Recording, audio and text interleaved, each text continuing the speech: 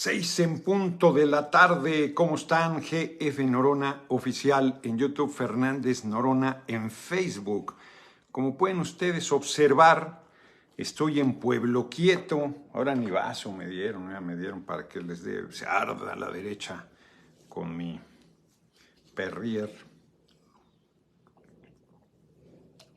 Helada, no he estado tomando cosas frías porque sí me dio fuerte la gripe el fin de semana, el viernes, bueno, la semana anduve batallando y el viernes vieron que andaba ya moqueando, mañana hace 8 días, y el sábado me quedé tirado.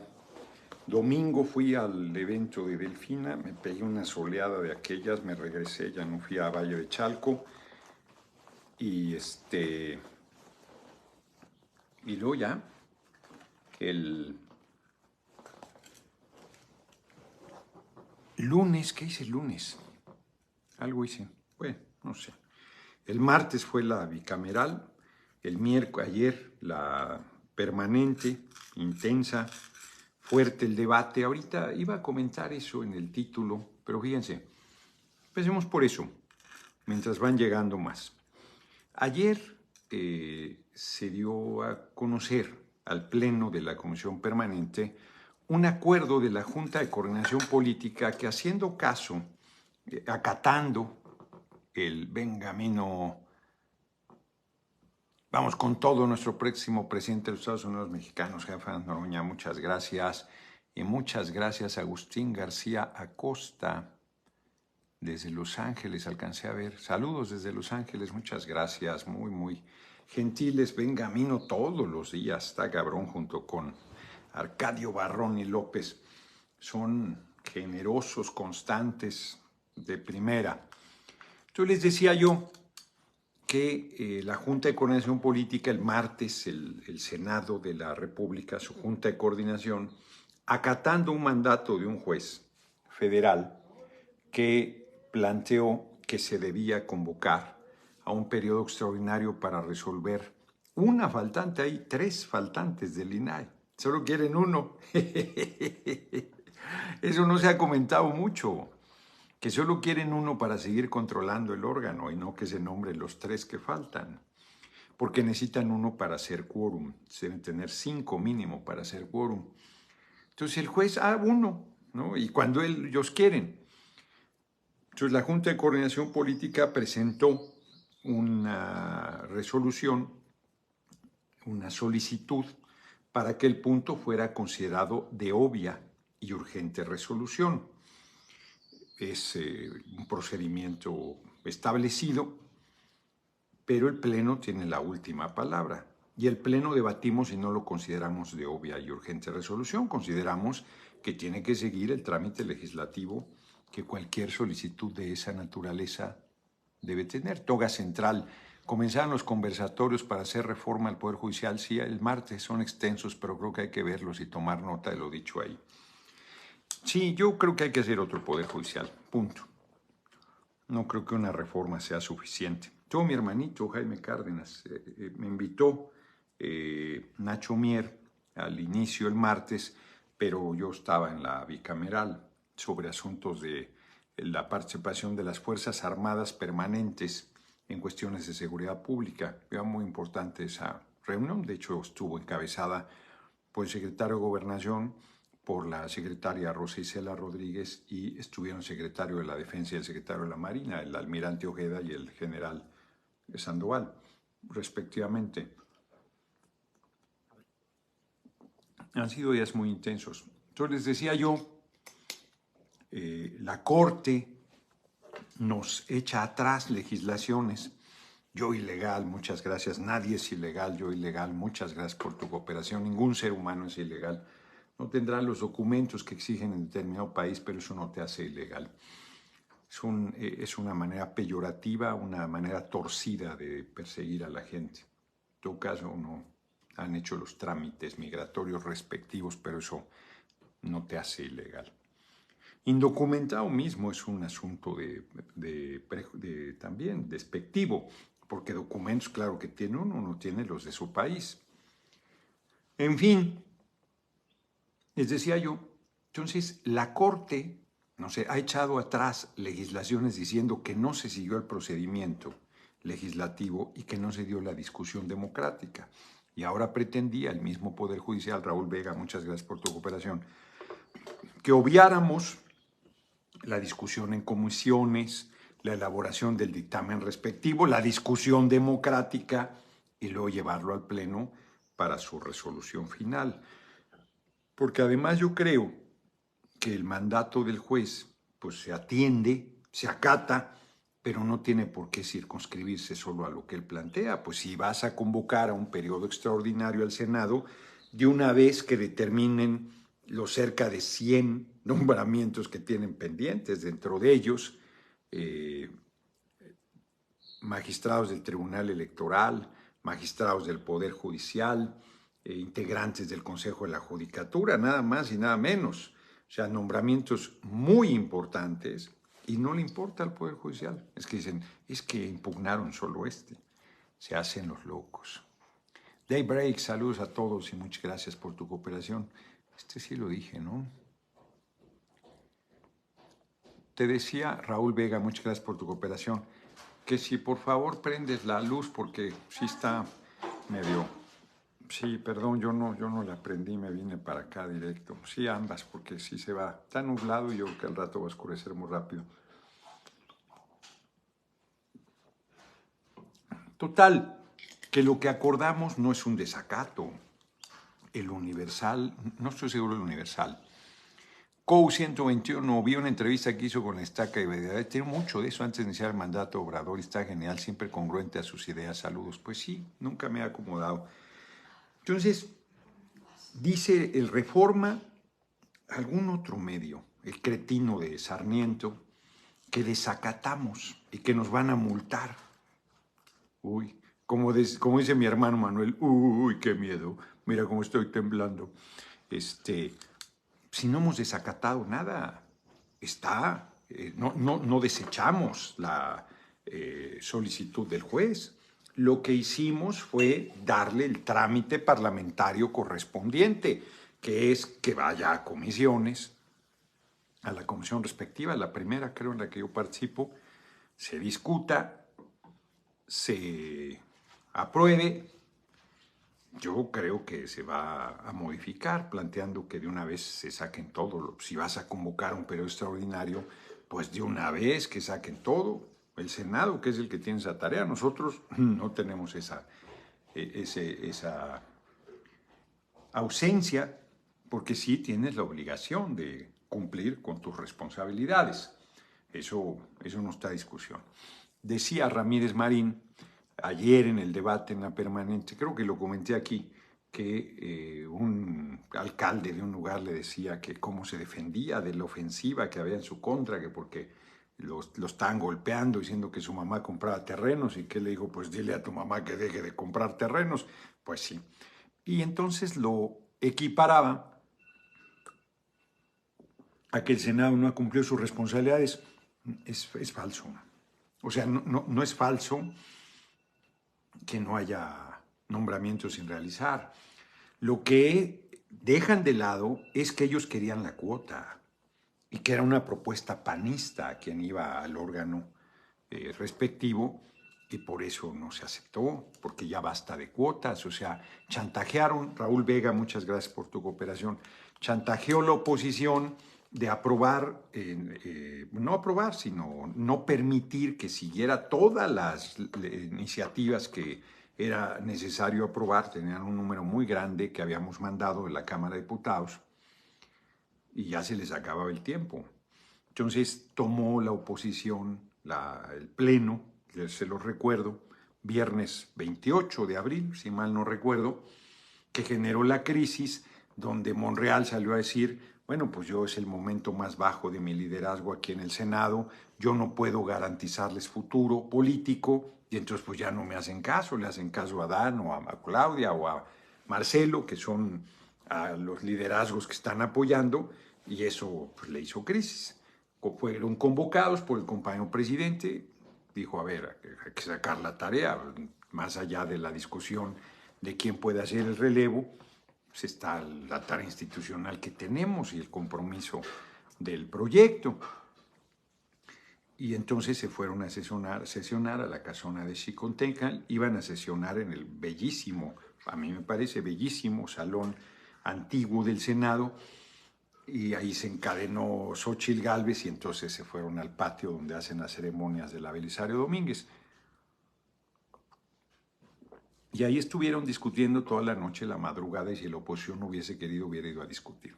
Son unos hipócritas porque, por ejemplo, la 3 de 3 tiran leyes que porque no se hizo el procedimiento correcto y la 3 de 3 la dejan, y la dejan porque la van a utilizar para joder a compañeras y compañeros. Y a Laida Sansores ya le están sancionando de violencia política de género. Fíjense eso qué importante, se los advertí. A Laida ya la metieron al padrón de violentadores contra las mujeres porque denunció a Alejandro Moreno, que tenía los famosos packs que le llamaron a fotos de diputadas de ese partido, Zair López Ávila. No, saludos, es mi gallo, muchas gracias por la cooperación. Que hizo esta denuncia, Laida Sansores no mostró las fotografías, dijo que existían, que estaban en manos de la Fiscalía de Campeche, y por eso la sancionaron. Ahora sí que a la que denuncia al padrote, la sancionan, y el padrote ahí sigue impune, Alejandro Moreno. No, bueno, es el colmo. Falta una instancia, pero una de esas la joden, a Laida. No la pueden destituir del cargo, tiene fuero. Fíjense, tiene fuero y no respetan el fuero, no respetan el debido proceso. Es lo que yo le he reclamado a las compañeras con estas legislaciones. No te desaforan para sancionarte, ¿no? Les vale madre tu fuero y te sancionan y te quitan, te dan muerte civil de por vida. A Laida Sansores por acusarla falsamente de violencia política de género porque denunció a Alejandro Moreno que les había pedido desnudos a mujeres para ser diputadas. Porque denunció eso, ahora resulta que la violentadora es ella. Y está a punto de que el Tribunal Electoral, que es la última instancia, determine que sí procede la sanción y le quitan sus derechos políticos de por vida. Pues no la pueden remover del cargo de gobernadora, porque eso fue antes. Pero si quisiera cualquier otra responsabilidad después, si yo ganase o quien gane la candidatura primero y la presidencia después dijera, te invito al gabinete, no podría. No podría, porque está sancionada, de por vida. Igual que un feminicida, igual que un violentador brutal, golpeador, acosador, violador sexual, igual. La misma sanción, que es lo que yo he insistido. Y además, van a ver, lo van a aplicar de manera retroactiva, violando el marco constitucional, pero son la última instancia. ¿Quién nos para? ¿Quién detiene al Poder Judicial en sus actos arbitrarios? Bueno, ya están diciendo que desacatamos, no hemos desacatado nada, nada. Está el proceso y se convocará. En su momento se convocará el periodo extraordinario. No tengan duda de ello. Pues sí, ya entramos a junio, muchas gracias. Ya entramos a junio, pero falta junio, julio y agosto enteros. Pues apenas pasó un mes de la permanente. Entonces habrá tiempo, hay tiempo. Se convocará sin duda, pero no cuando les dé la gana. No es cuando ellos quieran, como ellos quieran y de la forma que ellos quieran. Solo falta que nos pidan además cómo votar. Que están cabrones. Entonces, y los medios hoy insistiendo que desacatamos. Hoy fui a entrevista con Luis Cárdenas, hace mucho que no iba, me dice, ¿me vetaste yo? Pues ellos que no me invitan, qué bueno que ya se estén abriendo. Una entrevista bien cordial, hubo momentos ahí de que él mismo lo asumió de provocación, pero bien, ¿cómo distorsionan las cosas? Les dices una cosa y luego las tuercen, hasta se parecen algunos que por aquí andan. Entonces, no. Fíjense, ya para entrar en materia ahorita lo de la traición. eh, qué fuerte, porque yo hice desobediencia civil. O sea, dicen, ya, ahora sí paga, vas a pagar, ahora sí pagas el impuesto de tu Boeing. Es una manera de descalificar un acto que ellos no se atreven a hacer. David Villanueva, ante la intriga, la verdad, ánimos de Oaxaca, exacto. Muchas gracias, David, abrazote, mi hermanito. ¿Qué hacía? Desobediencia civil. La desobediencia civil es ilegal, es no violenta, es pública. Y tú al hacer esa desobediencia asumes que si te llevan a la cárcel por no pagar impuestos, si es por no pagar impuestos, te pueden encarcelar, como a Henry David Thoreau o como a Gandhi, que era ilegal tomar la sal de la India, que era del país, bueno, del ahora país, era colonia, y Gran Bretaña decía que era de ella, y si un indio nacido ahí tomaba una pizca de sal, era delito y a la cárcel. Entonces meten a Gandhi y a una bola después de la marcha de la sal a la cárcel. Además con una golpiza brutal, ese fue el punto de quiebre. Entonces cuando tú haces desobediencia civil, yo la hice no solo, no, lo primero que hice efectivamente fue con un Boeing, era lo mismo un Boeing que toda la tienda. Y yo iba tensísimo, dije, pues a ver qué pasa. Fue una cosa muy fuerte. Y luego lo empecé a hacer con más cosas. Y con la gasolina, que era una tensión horrible, horrible. Cada que iba a cargar gasolina, no pagar el impuesto, pagaba todo el consumo, haciendo la deducción del impuesto, que era altísimo. Y era bien difícil. A Valfre Vargas, mi hermanito, se lo llevaron detenido. Y un ministerio público miserable ahí de Azcapotzalco, que es el nombre correcto, lo han hecho más sencillo. Lo acusaba de robo. Y yo le decía, oye, pero si no robó, ahí está, pagó, lo único que no pagó es el impuesto. No, robo, que no, pues no es robo. Y fue gracias a Adán Girel López Ávila. Saludos, no, presidente todavía no, ni candidato soy todavía. Rodrigo Tapia, ¿cuándo saldrá su entrevista con Sabina? Se supone que hoy, lo quiero un chingo, muchas gracias. Hoy es jueves, hoy debe salir en la noche. Entonces, a Valfre lo iban a meter al tambo, acusado de robo. También por racistas, porque tenía rasgos de negro el cabrón, de afro-mexicano y de culebras. Y fue bien difícil, por poco y me lo mandan al tambo. Y quien fue muy gentil fue el gerente. Dijo, a ver, pues ya, comprométanse a no volver a protestar, váyanse a protestar otras gasolineras, ahí ya fueron varias veces, por lo menos denme un respiro. Y yo le dije, de acuerdo, y él retiró la denuncia. Eso fue. Hay una gasolinera de Camarones, muy grande que hay. La verdad es que se portó bien el gerente. Le comentaba yo a Luis Cárdenas, fui a Tlalpan a sacar de la cárcel a un joven que no pagó en un bodega horrera o algo así los impuestos y lo acusaron de robo. Tuvimos que pagar, yo no era legislador ni nada, 22,000 pesos de fianza. Yo lo puse de mi bolsa, esos 22,000 pesos de fianza. Nunca dejé colgado verde y pete una burla a los ciudadanos. Usted no. Tauromaniac, muchas gracias. Ahorita comentaré otra vez sobre ese tema. Es más profundo.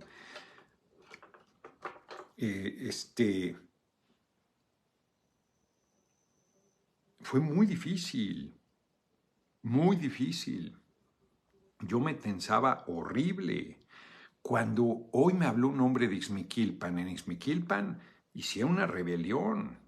Hubo 2 jóvenes asesinados por los gasolinazos, justamente. Y cuando yo fui a plantear la desobediencia de sentarse cuando llegara la policía y no pagar los impuestos, bueno, ese pueblo echado para adelante, que tuvo 2 muertos y tomaron, y estaba como guerra, como territorio en guerra desde que entrabas a Hidalgo, sobre todo yendo hacia la zona de Ixmiquilpan, pues no había, la carretera no tenía actividad. Fueron por mí, tenías que pasar varios retenes del pueblo que tenía cercado todo para dificultar que llegaran a reprimirlos a Ixmiquilpan. Yo les propuse lo de no pagar y después de que se levantó esa parte muy poderosa, es uno de los eventos más bellos que haya ido yo, como 5,000 personas. Ahí está el video.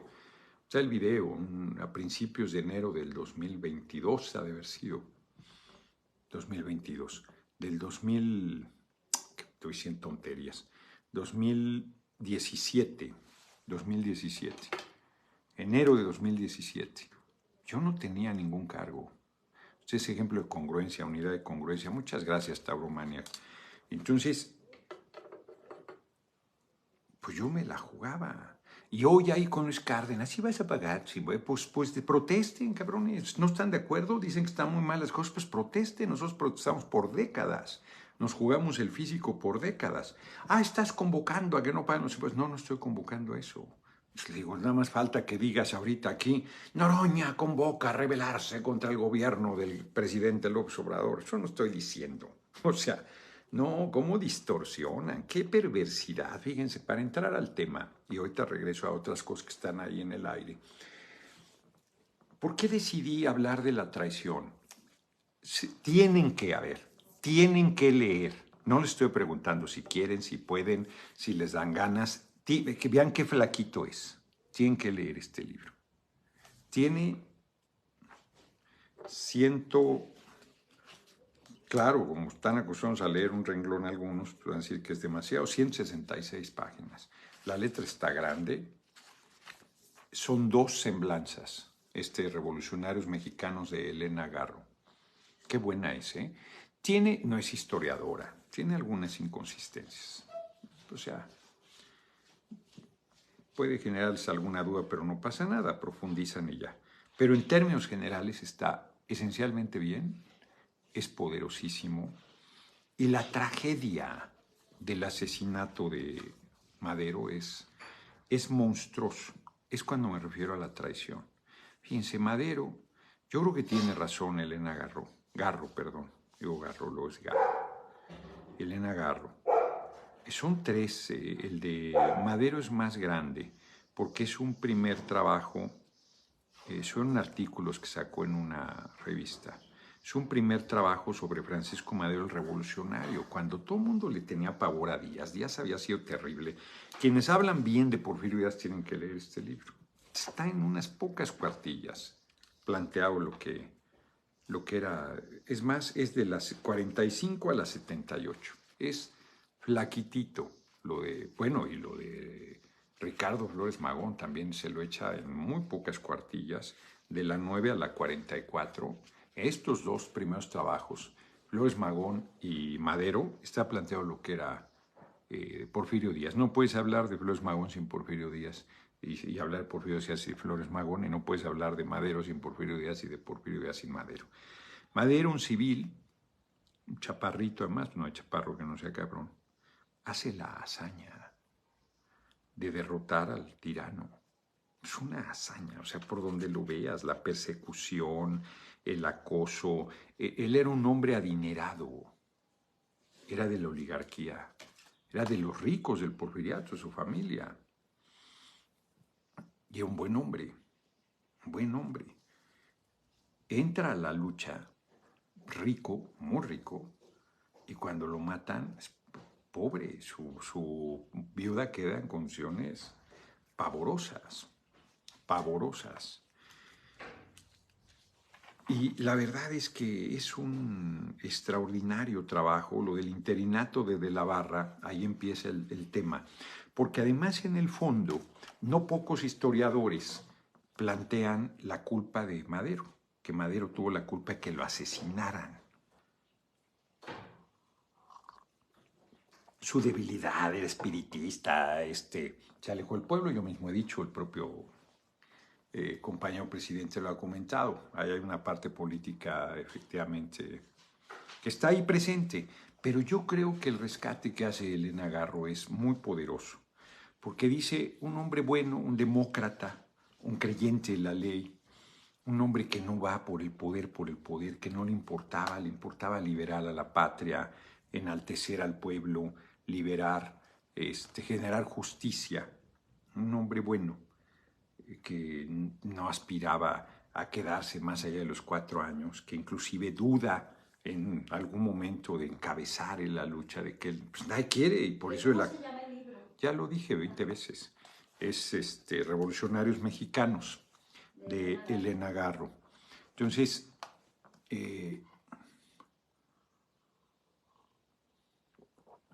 pues contra todos los pronósticos triunfa.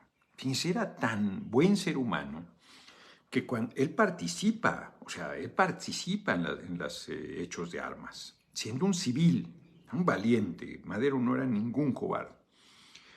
Él participa.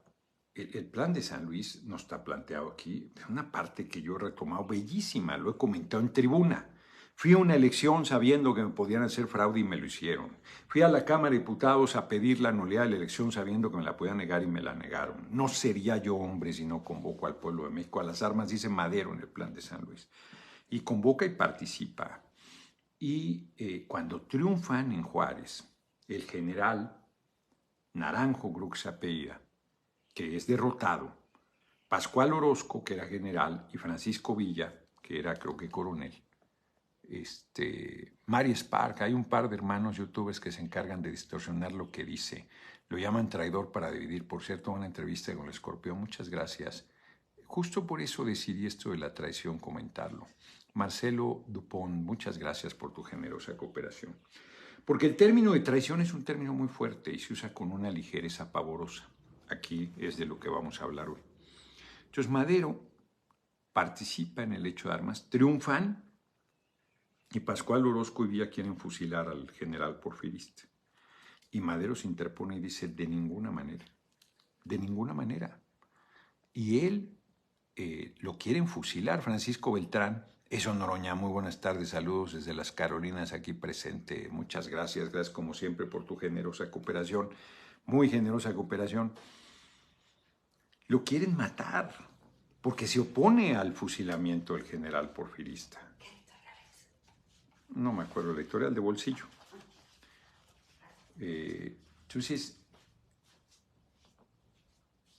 él se interpone, lo lleva a la frontera, lo deja del otro lado vivo, y el general, con pundonor, dice, yo estoy aquí preso y a disposición del señor Madero, porque él puso en riesgo su vida para evitar que me fusilaran, y yo aquí estoy, para hacer frente, si es necesario. Todavía le dice, antes de que lo lleve a la frontera, le dice, no, que me fusilen, no exponga su vida. Y Madero impone su liderazgo y su visión y su posición, que era un humanista. Él convoca a las armas porque no había más remedio, no porque fuera un militarista, porque estuviera convencido, porque quisiera ir por ahí. De hecho, los acuerdos que se hacen y que no cumplen, o sea, de la Barra era un tipejo, todos ellos eran unos deshonestos, unos mentirosos, unos farsantes.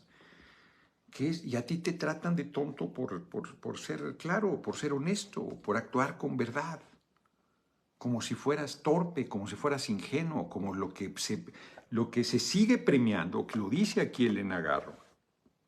Dice, se derrotó la visión humanista y el servicio por el oportunismo, el poder por el poder, la intriga, la mentira, la traición, la sangre, el asesinato, la muerte. Es terrible y tiene razón. El relato sobre la decena trágica, que es lo que le hace de la Barra a Madero, es terrible. El gran poder está en Madero. Él es el que derrotó a Porfirio Díaz. De la Barra era un empleado de Porfirio Díaz. Y lo deja como gobernante interino, pensando que es un caballero como él, y no tiene palabra, lo enemista con Zapata, están a punto de matarlo ahí con Zapata por fregaderas que le hace él y Huerta, y a Madero se le olvida lo que Huerta le hizo ahí en Morelos. Entonces, porque no tiene rencor, porque perdona, porque pasa la hoja. Es un muy buen ser humano, Madero, en un nido de víboras. Entonces, de la Barra le hace canallada y media, pero al final pues llega el momento de la elección. De la Barra dice, aquí no lo plantea, dice que no va a participar y por supuesto que participa. Por supuesto que busca ser elegido presidente, porque todavía no habían cambiado la no reelección. Madero triunfa por aclamación y dura 1 año, 3 meses. Y hay aquí un planteamiento, tiene cosas bien interesantes, porque yo, por ejemplo, no sabía que había hecho un programa de reparto agrario y de apoyo al campo importantísimo. Hay aquí un Molina Enríquez, que es un gran especialista. En la época de Cárdenas dice, si hubiera estado los 4 años, Madero resuelve el problema del campo. Pues yo voy a recuperar los planes que hizo. Es que hay cosas que siguen vigentes. Aquí el gran actor en contra de nuestro gobierno, en contra del presidente Madero, es el gobierno de Estados Unidos, a través de su embajador Henry Lane Wilson. Ahí se complota, ahí se fragua el golpe de Estado.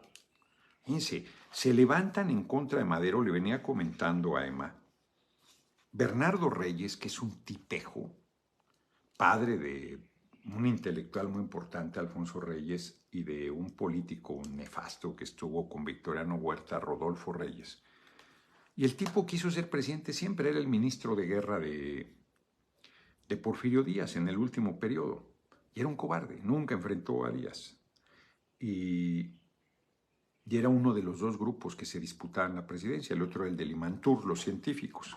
Era un represor, un tipo terrible. Nunca se enfrenta a Díaz y Madero lo derrota. O sea, Bernardo Reyes regresa y aquí yo voy a ganar la presidencia y lo hace Pinole Madero. Y el tipo se va del país y regresa en una rebelión armada donde no le responde nadie. Y llega, creo que a Sabinas, Coahuila, todo jodido, hambriento, se entrega al militar. Y lo que procediera a su fusilamiento, con las leyes de esa época, no estoy diciendo que esté bien, que soy cruel, no estoy diciendo, lo que procediera a su fusilamiento. Y Madero, que es un extraordinario ser humano, dice no, y lo manda a la prisión militar de Santiago Tlatelolco. Y el otro que se le subleva a Pascual Orozco, se fue a medio mundo, Zapata incluido, es Félix Díaz. Y tampoco lo fusila, lo mete a la cárcel. Bueno, pues en el golpe de Estado, el plan es liberar a los dos si los liberan y que encabecen el golpe militar contra Madero. Y le van Lauro del Villar, que es el responsable, aquí no lo dice, pero tenía gota y se para todo jodido y todo y va y para a Bernardo Reyes. De hecho, lo matan en la plancha del Zócalo. Ahí acaba su patético final. Y estos se van y se esconden en la Ciudadela. Félix Díaz y Victoriano Huerta, el ministro de guerra es que pone Madero, pues es un deshuevado, para decirlo claro. Y entonces cuando se da el golpe de Estado, y Madero, que es muy valiente, va con los cadetes, por eso es la Marcha de la Lealtad en febrero, 9 de febrero creo, va custodiado por los cadetes del Castillo de Chapultepec, que era donde vivían los presidentes de ese día, desde Maximiliano, el emperador. Juárez vivía en Palacio Nacional. A Palacio. Y hay cosas. No voy a hacer la historia larga. El ministro de Guerra anda dubitativo y Huerta dice yo me hago cargo. Y Madero comete el error de darle el cargo a Huerta de la defensa. Y él es quien lo traiciona. Él, que debe defender al presidente y al gobierno de la República, va a pactar con los golpistas. La presidencia iba a ser para Félix Díaz y el tipo es tan hábil y tan perverso que le da la vuelta y acaba la presidencia en sus manos. Y entonces hay unos pasajes terribles, hombre, terribles. O sea, aquí está. Para nadie es un secreto que Wilson intrigó, negoció y patrocinó el crimen del presidente Madero. Madero es un peligro para los norteamericanos. En realidad a Madero lo matan porque es un demócrata, porque es un respetuoso del marco legal, porque es un respetuoso del ser humano, porque es un comprometido con el pueblo humilde. Hay una discusión por ahí donde él plantea que quien hizo la revolución fue el pueblo pobre.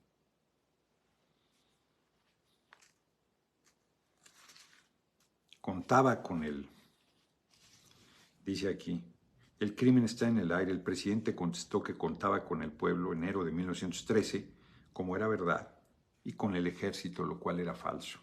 Y el propio apoyo popular estaba disminuido porque los medios habían jugado un papel canalla de mentir, de intrigar, de denostar, de tergiversar, de decir que era un iluso, que era un ingenuo, que no sabía gobernar, que un presidente que no fusilaba no servía, que acostumbrados a la brutalidad de Porfirio Díaz, un respetuoso, pues le decían tontería y media. El valor que no habían tenido para enfrentar a Díaz, pues eran muy valientes con Madero, que sabían que no les iba a pasar nada. Cualquier similitud con la actualidad es pura coincidencia. Afortunadamente esto no va a pasar, pero la actitud canalla de la prensa y los disque valientes que hoy sí le dicen al compañero presidente majadería y media, se van a liberar a Bernardo Reyes, tal, pero esto no es lo que ya se los platiqué, esto no es lo que yo les quiero. Fíjense, Lauro del Villar recupera el Palacio Nacional, sorprende a los traidores y arresta a 232 aspirantes del colegio militar que habían usado para tomar Palacio Nacional. Pero como queda herido, entonces pone al frente a Huerta. Su primer problema fue encontrar sustituto para el general Lauro Villar, que había sido herido en la batalla de Palacio. Mondragón y Félix Díaz huyen despavoridos y se van a la Ciudadela. Eso les dará tiempo para recobrarse. Hay poca gente dentro y está el depósito de armas del gobierno. Y durante días pueden tomar la Ciudadela y no la toma Huerta. Y manda a los batallones leales a que los maten a pecho descubierto.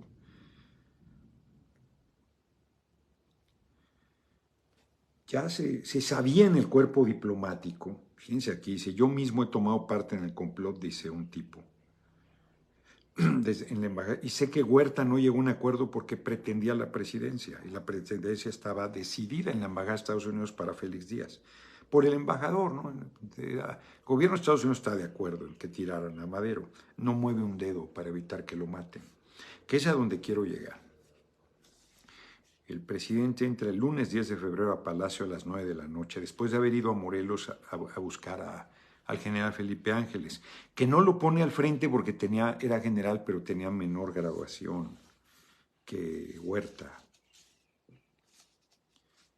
Rubio Navarrete se compromete a tomar la ciudadela en 24 horas, es uno de los que lo traiciona. Durante la sublevación de la Ciudadela culpaba al señor Madero de ser el responsable del derramamiento de sangre por no rendirse inmediatamente a los amotinados y no renunciar a su alto cargo. Eso decía el embajador de Estados Unidos y la prensa haciéndole eco. Blanquet llega y es el otro que traiciona también a Madero.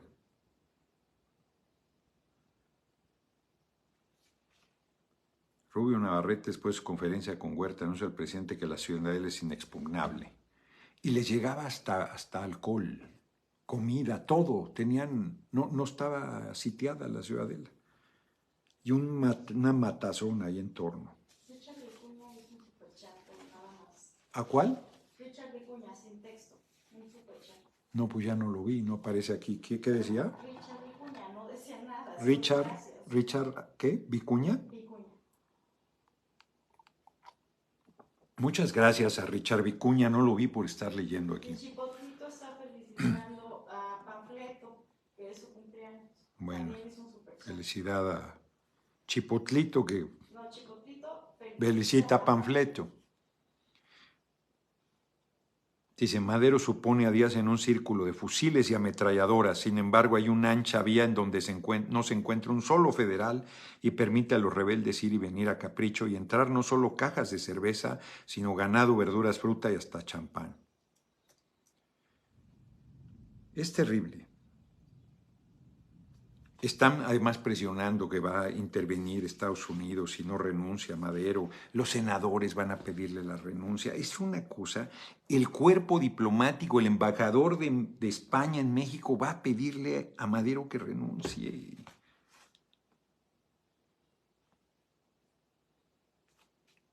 Por supuesto que Madero lo manda por un tubo. Creo que esto todavía no llega.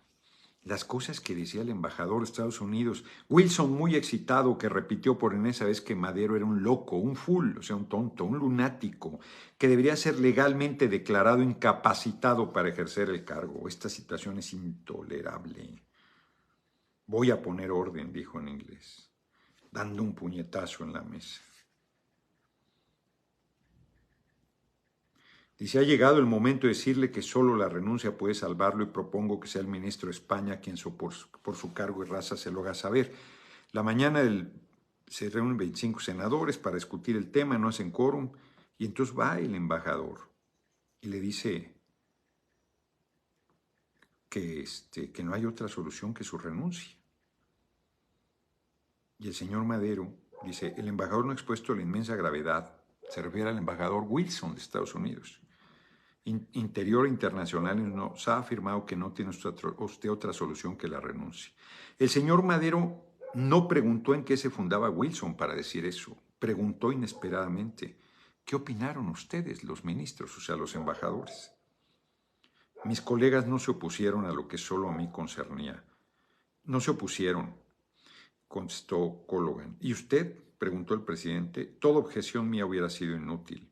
Mr. Wilson hizo afirmaciones terminantes. El señor Madero se irguió y contestó con altivez. Los extranjeros no tienen derecho a intervenir en la política mexicana. Y salió de la pieza dejando solo al impertinente ministro que había callado lo único que debía haber dicho, que Wilson y los traidores estaban unidos para asesinarlo, que sus días estaban contados y que debía deshacerse inmediatamente de los generales traidores. Lo sabían, todos estos lo sabían. Márquez Sterling incluido, que aquí sale mal parado, aunque después tuvo un manejo muy decoroso. Las renuncias del señor Madero y el señor Pino Suárez en el nombre supremo de salvar a la soberanía nacional iban a plantearle, y el presidente se negó a recibirlos a los senadores. Dice aquí, convocados por el presidente para que le ayuden a resolver el conflicto internacional, en vez de investirlo de facultades extraordinarias, le piden que se entregue a sus enemigos y renuncie, porque más la renuncia es la firma de la sentencia de muerte. O sea, a toro pasado está claro, pero en ese momento está clarísimo también. Nunca debió haber firmado la renuncia, lo cual no lo salvaba, igual y lo mataba siendo presidente. Pero no siendo presidente su vida no valía nada. El presidente Madero envió un telegrama de protesta al presidente Taft por la amenaza de invasión. Protestaba también por la conducta del embajador que había instigado a los diplomáticos a pedir la renuncia. Y en Estados Unidos contestan que no hay ninguna invasión, que no va a haber. Los lacayos de Washington cooperaron activamente en la destrucción del primer Estado independiente y nacional que surgió en la historia de América Hispana. Su actitud condujo a los diplomáticos hispanoamericanos a participar con su caballerosa, entre comillas, conducta del silencio en el crimen más asqueroso de la historia del continente. Dice con mucha fuerza y razón Elena Garro. No deja de ser asombroso el cinismo de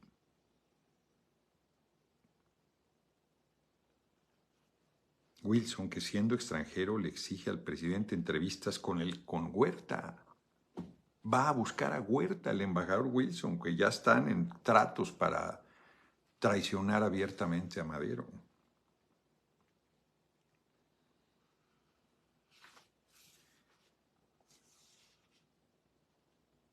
Dice aquí que el propio presidente Taft estadounidense quería a Madero muerto, lo demás era secundario.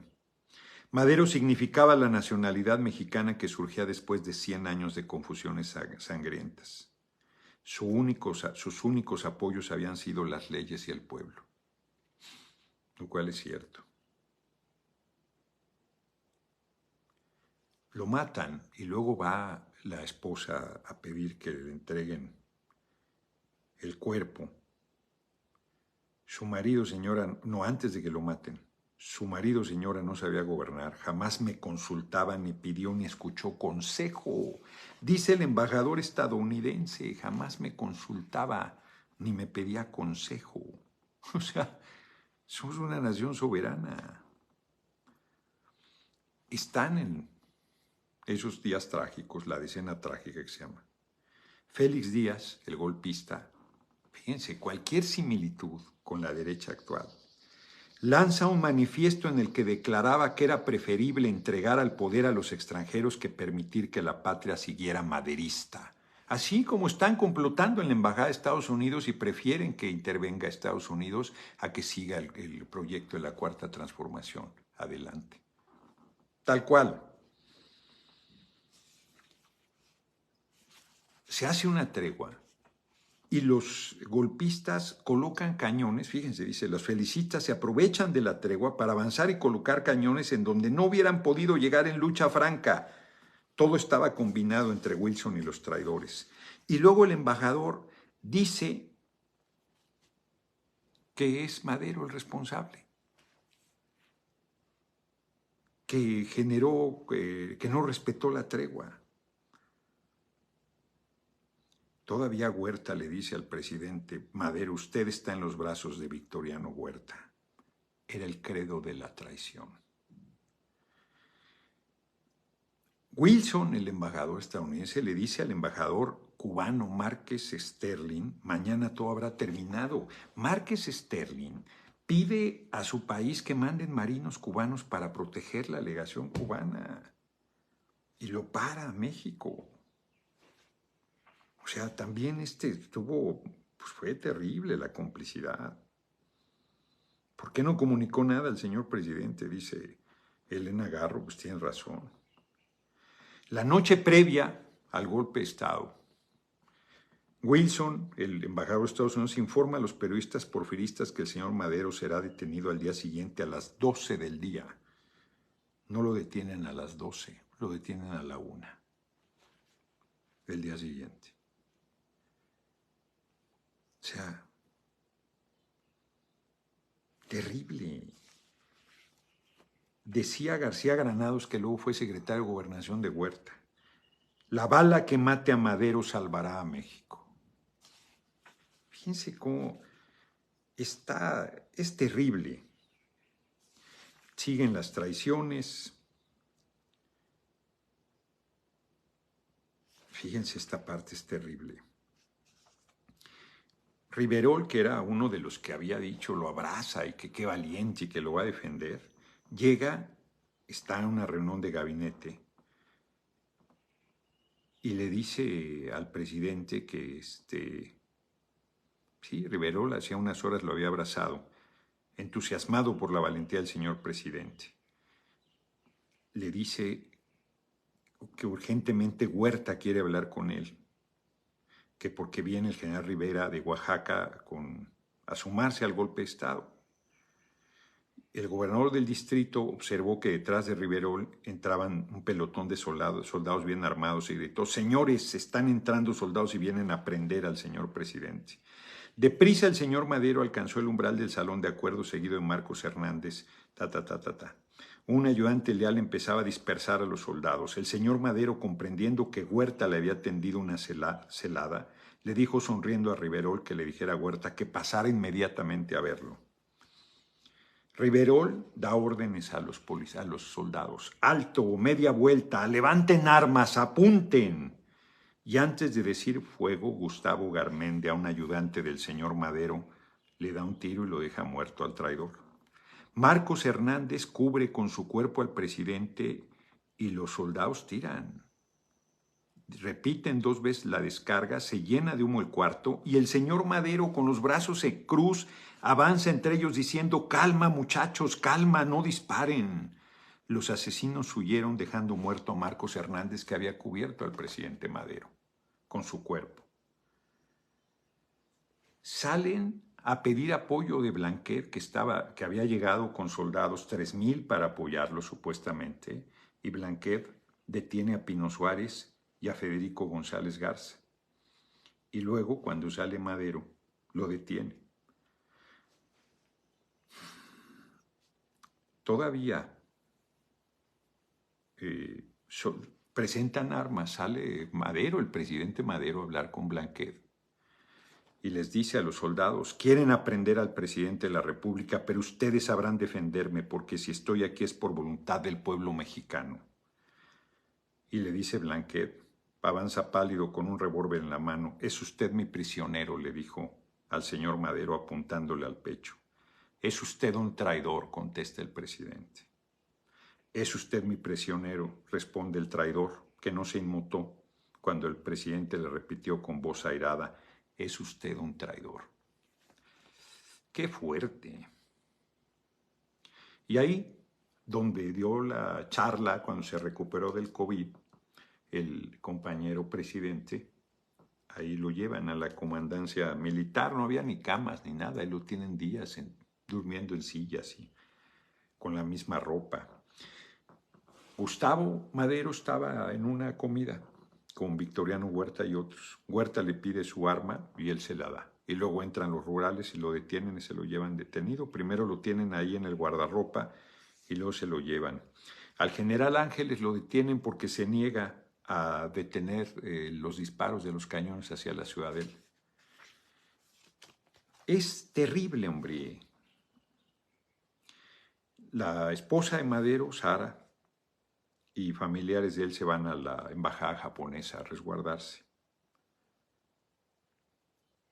Wilson manda un telegrama al presidente Taft. Tengo el honor de informar a usted que he derrocado a este gobierno.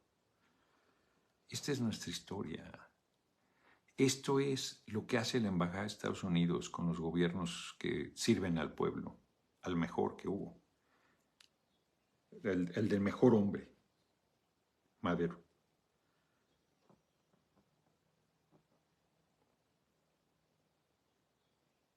Todavía Huerta le dice, va a verlo, prisionero, a Madero, al presidente. Y le dice, sepa usted, señor Madero, que desde que me confirió el mando de las tropas de la División del Norte, porque lo confía para enfrentar a Pascual Orozco en una rebelión que hace, usted era mío. ¿Qué tal? Estaban presos todos los ministros del gabinete de Madero, los sueltan a todos, a excepción del vicepresidente Pino Suárez y a González Garza lo sueltan. Estaba preso y luego lo sueltan. Iba borracho, pues sí. Era dipsómano.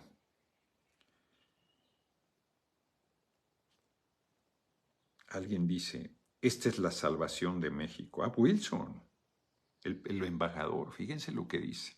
Esta es la salvación de México. El golpe de Estado y la detención de Madero, que sabe además que lo van a matar. La prisión de Madero la sabía yo desde hace 3 días. Debió ocurrir hoy en la madrugada. Y luego Wilson con el presidente en Palacio Nacional preso hace una reunión con la lista de nombres del nuevo gabinete y no se equivocó en uno solo. Y era presidente constitucional Madero, aún. Y luego van a darle el beneplácito a besamanos a Huerta, presidente, después de que lo de Lascurain es otra traición vomitiva, era el secretario de Relaciones Exteriores. Y Madero lo presionan y lo presionan. O sea, está muy fácil decir no debió renunciar nunca. Allende no renunció nunca y lo mataron igual. Pero lo presionan. Pues es evidente que con la firma no valía nada ya. Y le dice a Lascurain, porque la idea es que Lascurain entra como presidente en sustitución del presidente Madero, porque no está ni el presidente ni el vicepresidente, ambos renuncian. Y le dice que no entregue la renuncia hasta que ellos no estén en Veracruz para irse a Europa, libres. Está el tren en la noche ahí para que salga toda la familia. Y Lascurain se la da de inmediato a Huerta. Y luego le dice, bueno, no la entreguen al Congreso. Y la entregan. Y todavía Lascurain, a los 45 minutos renuncia para que Huerta sea presidente cuando no ha cumplido liberar a Madero. Y el cobarde renuncia y le entrega el mando a Madero, a Huerta. Y por lo tanto la vida del presidente Madero. Y luego el pusilánime va a pedir una audiencia al presidente Huerta. El presidente que acaba de renunciar va a pedirle una audiencia al presidente Huerta para que cumpla su palabra y Huerta ni siquiera los recibe. Y es terrible, hombre. Terrible. Aquí está quienes están en el gabinete de Huerta. A Gustavo Madero se lo llevan a la Ciudadela y, como les he comentado, le sacan el ojo bueno. Tenía uno de vidrio, sacan el ojo bueno, le dan de bayonetazos y le gritan: no sea llorón, aguántese, cuando estaba ya ciego y chorreando sangre porque le habían sacado el ojo. Lo matan ahí, la chusma, elegante. Esa es la derecha. No solo la soldadesca borracha, no. Los porfiristas que les tenían odio por haber liberado la patria. Rodolfo, fíjense, dice: la chusma elegante le gritaba llorón, cobarde, ojo parado, pinchándolo con las bayonetas, lo forzaron hasta la estatua de Morelos, una descarga de tiros le atraviesa el cuerpo. Rodolfo Reyes no quedó satisfecho, el hijo del general Bernardo Reyes. Tampoco sus compinches, y llegó el turno del viejo intendente Adolfo Basó. También los matan y ahí los entierran. Ahí en la Ciudadela, ahí los escondieron. No, régimen amanece manchado en sangre. Hay una de cosas aquí. Siguen presionando a Madero y nadie le dice que ya mataron a Gustavo. ¿Cómo presionan al presidente Madero a que renuncie si ya mataron a Gustavo? Es evidente lo que le va a pasar al presidente Madero y nadie le dice. Al contrario, lo presionan para que renuncie. Todavía Madero firma y dice: pero yo no me voy sin que Gustavo esté incluido entre nosotros y vaya a la libertad. No sabe que está muerto, que fue torturado previamente. Todavía Pino Suárez dice que se hace constar que fueron obligados por la fuerza y al final hacen una redacción ahí: obligado por las circunstancias. Todavía Lascurain, pusilánime, vuelve y dice: ya soltaron a González Garza y a los cuñados de Pino Suárez como una muestra de buena fe. Pues, nada. El embajador cubano Márquez Sterling se va a dormir con ellos ahí a la... José Luis Vega, aquí presente, Estado Dorado, ánimo, mi futuro presidente, muchísimas gracias por tu generosa cooperación. Entonces, se queda ahí con ellos para garantizar su vida, pero esto lo he leído en notas. El general Ángel le sonreía con tristeza. Era el único que no creía en el viaje a Cuba. A don Pancho lo truenan, le dijo en una parte a Márquez Sterling. En la Cámara de Diputados, los soldados van a obligar a los diputados a aceptar las renuncias. O sea, la Cámara sesiona con los soldados armados ahí y declarar presidente provisional a Pedro Lascurain. La carta de Huerta liberándolo no llega. Y entonces, o si el amigo Noroña, admiro su perseverancia, porque a pesar de que lo hacen a un lado, usted sigue apoyando la transformación, es tener convicciones. Pues claro, hombre, es mucho más importante la transformación del país. Nervioso, envía a su tío Ernesto Madero a impedir que se presentara la renuncia en la Cámara. Don Ernesto regresa diciendo: ya se presentó. Lascurain no debió renunciar, renuncia. A los 45 minutos es el presidente más corto en la historia del país y entonces Huerta ya es presidente. Huerta me ha tendido un segundo lazo: firmada y presentada mi renuncia, no cumplirá su palabra y no la cumple. Un oficial se presenta para anunciar que el tren no saldrá esa noche de México a Veracruz y de ahí el barco. Y dice Madero: el tren no saldrá a ninguna hora. Contesta en tono de resignación suprema. A él le dicen, hasta el día que lo matan, le dicen que mataron a Gustavo, a su hermano. Dice Pino Suárez: matarnos equivaldría a decretar la anarquía, que fue lo que sucedió. No creo, como el señor Madero, que el pueblo derroque a los traidores para rescatar a sus legítimos mandatarios, o sea, ellos dos. Lo que el pueblo no consentirá es que nos fusilen. Y los matan, no los fusilan. Les aplican la ley fuga, que no se las aplican, no los echan a correr. Dicen que quisieron fugarse y los matan a sangre fría a un lado de la penitenciaría de Lecumberri. Rodolfo Reyes en sus memorias: Madero y Pino Suárez era un peligro indiscutible para nosotros. El que diga que alguna vez pensamos liberarlos miente. Nada más. Huerta conocía la tenacidad de Madero y su fe en el triunfo de la revolución y temía que Madero lo derrocara. Todavía va la esposa y la hermana de Madero a hablar con Wilson. Deseamos que use su influencia para proteger la vida de mi esposo y la de los demás prisioneros. Y Wilson respondió con un cinismo asombroso: esa es una responsabilidad a la que no deseo hacerme acreedor.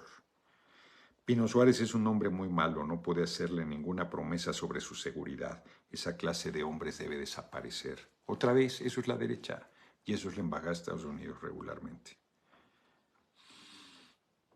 Y a pesar de todo, Wilson acepta mandar un telegrama que la madre de Madero le envía de que intervenga para salvar la vida de su hijo. No responde. Otras embajadores, logias masónicas mandan a Taft telegrama, nunca responde. Wilson convoca al cuerpo diplomático para exigir el reconocimiento de Huerta y está todavía el presidente ahí, Madero, preso. Y ya están haciendo la fiesta. Eric Álvarez, señor Noroña, bienvenido a Ciudad Juárez. Ahí voy a estar el domingo. Qué bueno. Que tenga buen viaje y le vuelvo a repetir, además de nutritiva, muy divertida la entrevista con López Dóriga. Qué bueno. Roberto Ibarra Aldaco, ahí está. Entonces es terrible, terrible lo que pasa, hombre. Dicen que le aplicaron la ley fuga, los matan y quedan impunes todos hasta que triunfa la revolución. Después del asesinato de Madero, unas personas llevan ahí unas flores. Señor, los desgraciados te lloramos porque solo podemos ofrecerte nuestras lágrimas. El epitafio del pueblo de México a su presidente sigue vigente. La calle de Madero se llama así, era la calle de los joyeros. ¿Cómo se llamaba? Se me olvida ahorita cómo se llamaba esa calle. El nombre se lo pone Villa. Hay una foto donde cambia el nombre que tenía por Madero, la peatonal. Los cuerpos los tienen que ir a rescatar, además, porque los enterraron también ahí. Le dicen a la esposa que vaya sola, quiere ver el cuerpo, le dicen que vaya sola, y luego sale una nota y ya no va, que se había suicidado. No, o sea, la historia es terrible, terrible. Ahí le paro. Hace una crítica. Bueno, esta está terrible. A los pocos días el general Gabriel Hernández, un general, empiezan a ser matadero de... Es lo que les digo, si la derecha regresara esto sucedería. No olvídense. No nos lo van a perdonar nunca, lo bueno es que no va a regresar. No, son terribles. Después del compañero presidente yo estoy en la lista. Lo he dicho. No va a pasar. Los derrotamos y los seguiremos derrotando con el apoyo del pueblo, con su conciencia, con su organización, con su lucha, con su participación, con su determinación. Pero no hay que confiarse, son terribles, son terribles. Gabriel Hernández fue ultimado en la cárcel de Belén, general, preso, por Enrique Cepeda, gobernador del distrito del gabinete de Huerta. Cepeda roció con petróleo al general Hernández, lo vio arder y consumirse y luego se fue a un prostíbulo. O sea, mata Huerta, no solo al senador Belisario Domínguez, ese fue el último, a un número grande de legisladores, a un número grande. Por aquí debe estar. Y los intelectuales en una actitud súper servil. Hombre de acero, Huerta es un convencido de la necesidad de cultivar la más amistosa relación con los Estados Unidos. Wilson, el gobierno de Madero en los últimos meses fue un reinado de terror. ¿Le suena? Hacen pero barbaridades. Barbaridades. ¿Dónde está?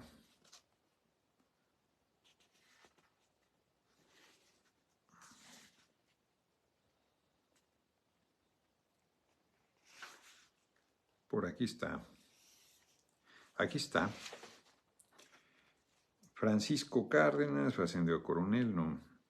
Matan a los diputados Alfonso C. Gurrión y Edmundo Pastelín, secuestrados y secretamente asesinados. Los diputados Manuel Origuel y Néstor Monroy, también.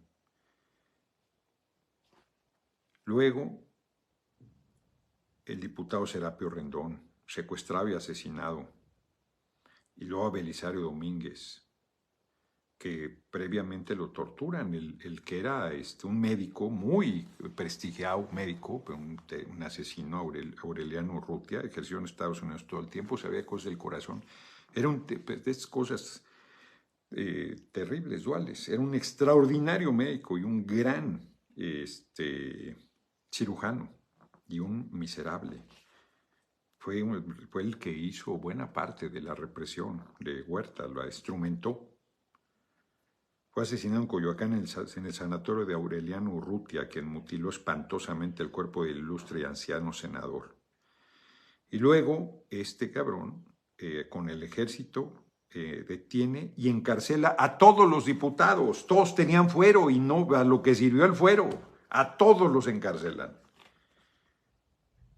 Y luego disuelven el Senado. Y la posición de intelectuales y de la prensa y todo, de un lambiscón subido. Hay expresiones muy duras aquí, yo creo que incorrectas, a Zapata.